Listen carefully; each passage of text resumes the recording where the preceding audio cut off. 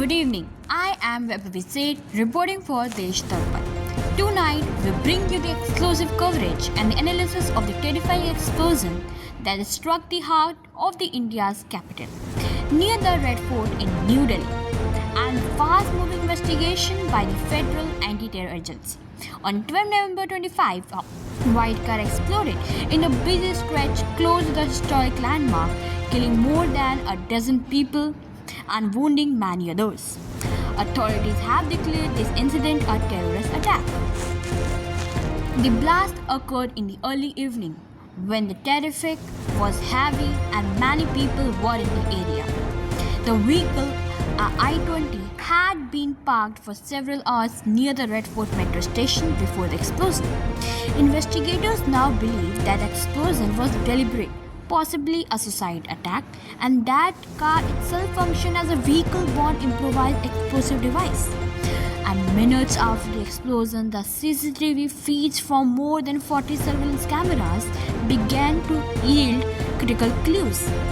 Investigators tracked the route of the suspect car, including its entry into the campus of Al Falah University in Faridabad every 29 October and its exit a day later. They also recovered a video clips showing the suspect using two mobile phones and visiting a tea shop in New Delhi's Wazirpura area on the day of the blast. Authorities believe that the man behind the wheel was Umar Nabi, a doctor originally from the South Kashmir Pulwama district and employed at the Al Falah University in Faridabad. The investigation led to the involvement of the National Investigation Agency (NIA), which has since taken over the probe under the stringent terrorism laws. And the case widened rapidly. Hours before the blast, Jammu and Kashmir and Haryana UP police arrested 7 men, including the 2 doctors, and they recovered a huge cache of explosive materials. The NIA says that one of the key suspects is Amir Rashid Ali, a resident of Sampura, Pampore, JNK, traveling to Delhi to facilitate the car purchase used in the attack. In the wake of the blast, central Delhi security was tightened, unattended vehicles were impounded, extra patrols and pickets established, and the public was warned to stay vigilant. Meanwhile, the senior officials, including the Home Minister, held reviews and vowed that no conspirator would be spared. The explosion near the Red Fort, a heavily guarded internationally known heritage site, marks a serious escalation in the threat landscape.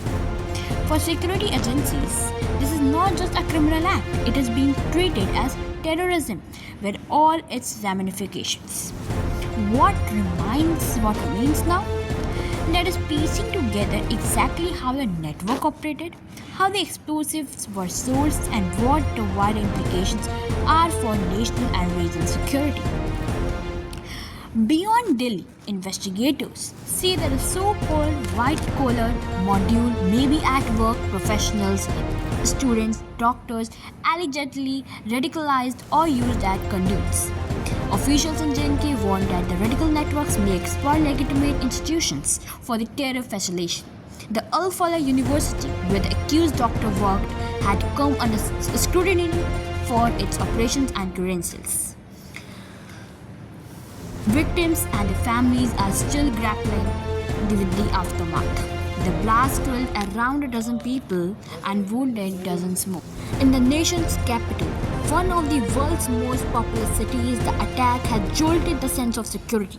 The question on everyone's mind: how could such an attack take place in such a highly protected zone? And what gaps in the security web were exploited? Our investigations will continue, tracking how the car was procured, how the network functioned, and how authorities responded. For now New Delhi is on alert, intelligence agencies are mobilized, and the nation awaits the answer. For Desh Darpan, I am Vaibhavi Seth. Stay tuned for covering the coverage of this developing story. Thank you.